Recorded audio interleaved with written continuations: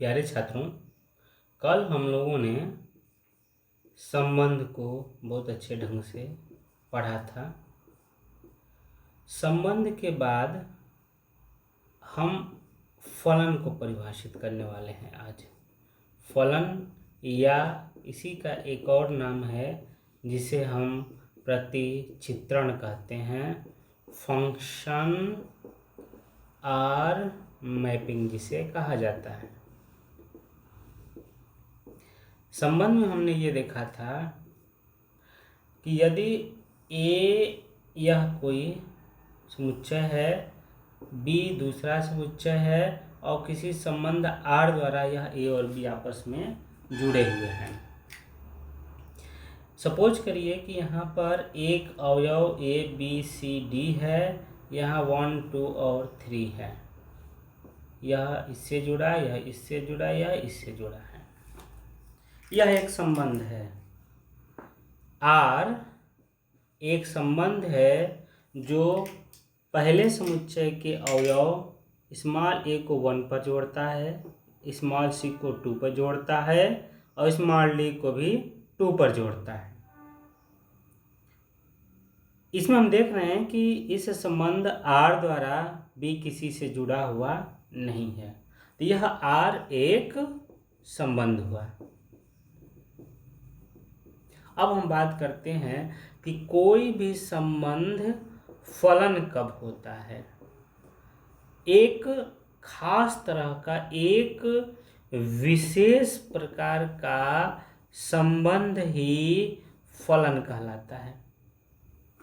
और वह संबंध होना कैसा चाहिए, उस संबंध की कंडीशन क्या होनी चाहिए, तो उस संबंध को, किसी संबंध आर को हम फलन कब कहेंगे, इसके लिए 2 कंडीशन है। पहला कंडीशन ये है कि जो हमारा पहला समुच्चय है, जहाँ के अवयवों का संबंध हम देखते हैं, इस पहले समुच्चय के हमें हमेशा संबंध को, जब फलन की बात करेंगे होने न होने की, तो हम हमेशा पहले समुच्चय को ही लेंगे। तो पहले समुच्चय के प्रत्येक अवयव कहीं न कहीं जुड़ा हो, अर्थात प्रत्येक अवयव का प्रतिबिंब हो,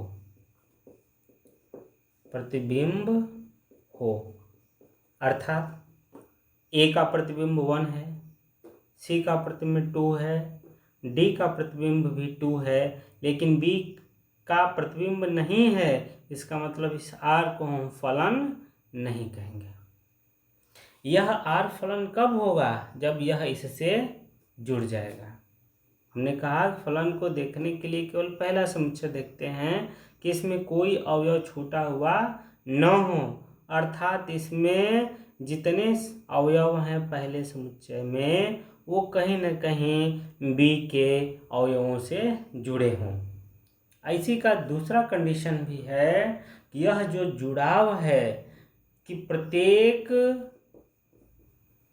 अवयव किसका, पहले समुच्चय का, प्रत्येक अवयव का जो हमें प्रतिबिंब मिल रहा है, वह प्रतिबिंब हमारा अद्वितीय हो। अद्वितीय का क्या मतलब हुआ, यूनिक हो, अर्थात केवल एक हो, केवल एक हो।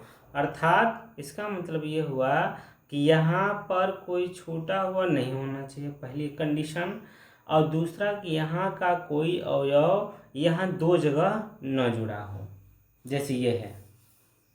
यदि यहाँ ए बी सी यहाँ 1 2 3 है, यदि हम इसको 2 जगह जोड़ देते हैं, इसको भले ही हम एक जगह जोड़ दें, कोई बात नहीं।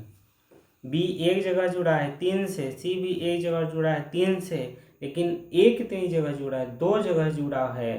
तो यह पहले कंडीशन को तो संतुष्ट करता है, लेकिन यह दूसरे कंडीशन को संतुष्ट नहीं करता है। इसलिए यह जो फलन है, जो संबंध है ए से बी में R1, वह फलन नहीं है। क्यों नहीं है, क्योंकि यह दूसरे कंडीशन को संतुष्ट नहीं करता है। यह बताओ कि यह फलन होगा कि नहीं होगा।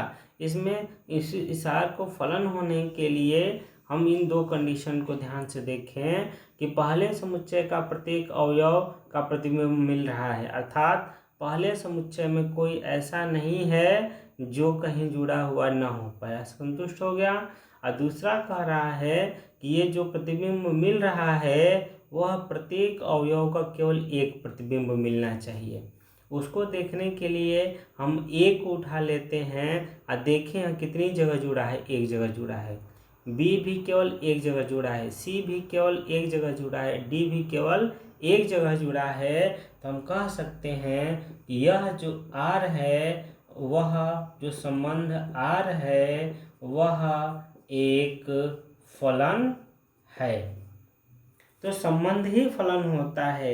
एक विशेष प्रकार का जो संबंध होता है उस विशेष प्रकार के संबंध को हम फलन कहते हैं। और फलन कहेंगे कब? उसके लिए हम पहले समुच्चय को ही देखेंगे कि यदि इसका कोई अवयव छूटा न हो और इसके अवयवों का प्रतिबिंब केवल एक मिले, तब जाकर के इसको हम कहते हैं कि यह एक फलन होगा। यदि हमारा R from A to B परिभाषित है, कोई संबंध है जहाँ A बराबर है 1, 2, 3, B बराबर है 2 और 3। यदि हम R को इस प्रकार से परिभाषित करें कि R में 1 है, 2 है, 2 है, 2 है, 2 है, 3 है, 3 है, 3 है, 1 है, 3 है, तो क्या यह संबंध R फलन होगा या नहीं होगा? ये हमारा क्वेश्चन है। यह हमारा क्वेश्चन है कि जब संबंध, इसके पहले हमने तीरारेख द्वारा निरूपित किया था, वहाँ से हमने देखा कि वह संबंध फलन होगा कि नहीं होगा। अब यदि यह रोस्टर विधि द्वारा लिखा हुआ है संबंध, जिसके अवयव क्रमित युग्म के रूप में दिए हैं, तो हमको ये बताना है कि यह R फलन है या नहीं है। उसका सबसे सिंपल सा तरीका है, A में जितने अवयव हैं 1, 2, 3, क्या इस क्रमित युग्म का पहला अवयव 1, 2, 3 आ रहा है कि नहीं आ रहा है? आ रहा है। यहाँ 1 है, यहाँ 2 है, यहाँ 3 है, अर्थात 1, 2, 3 तीनों का प्रतिबिंब मिल रहा है। इसका मतलब है कि जो पहला हमारा संतुष्ट था कंडीशन, वह संतुष्ट हो गया, फुलफिल हो गया कि एक के प्रत्येक अवयव का प्रतिबिंब मिलना चाहिए। एक का प्रतिबिंब मिल रहा है, 1 का प्रतिबिंब 2 है, 2 का प्रतिबिंब 2 है, 3 का प्रतिबिंब भी मिल रहा है हमें। दूसरा कंडीशन कहता है कि यह जो प्रतिबिंब है यूनिक होना चाहिए। अब देखो 1 का प्रतिबिंब 2 है, 1 का प्रतिबिंब 3 है, अर्थात 1 के 2 प्रतिबिंब मिल रहे हैं, अर्थात हमारा प्रतिबिंब यूनिक नहीं है। इसलिए हम कहेंगे कि यह R जो इस प्रकार से परिभाषित है वह फलन नहीं है, वह फलन नहीं है। यदि किसी रिलेशन का, संबंध का ग्राफ दिया हो और उस ग्राफ से हमें बताना है कि जो ग्राफ है वह फलन को निरूपित करता है कि नहीं करता है, यह हमारा क्वेश्चन है। जैसे यह दिया हो और पूछे कि यदि यह किसी फलन का ग्राफ है, यह किसी संबंध का ग्राफ है, तो यह एक फलन निरूपित करेगा कि नहीं करेगा। यदि यह हमारा किसी संबंध का ग्राफ दिया हुआ है तो यह ग्राफ फलन निरूपित करेगा कि नहीं करेगा। इसके लिए हम क्या करते हैं कि y अक्ष के समांतर एक रेखा खींच देते हैं। यदि y अक्ष के समांतर इस ग्राफ पर खींची गई कोई रेखा इस ग्राफ को दो जगहों पर काट लेती है, दो स्थानों पर मिल जाए, कहीं भी हम ग्राफ खींचें, यदि दो स्थानों पर मिल जाए तो वह जो ग्राफ है वह फलन नहीं होगा। जैसे ये है, हमने y अक्ष के समांतर एक रेखा खींची, यह ग्राफ को दो बिंदुओं पर काट रहा है, एक यह बिंदु एक यह बिंदु, यह A है यह B है। यदि निर्देशांक की बात करें, यह दूरी यदि हम मान लेते हैं कि A है तो इसका निर्देशांक A y1 होगा, इसका A y2 होगा। अर्थात क्रमित युग्म में पहला अवयव एक है और दूसरा अवयव अलग अलग है। इसका मतलब A के दो प्रतिबिंब y1 y2 मिल रहे हैं, अतः यह हमारा जो ग्राफ f(x) है वह f(x) फलन को प्रदर्शित नहीं करता है।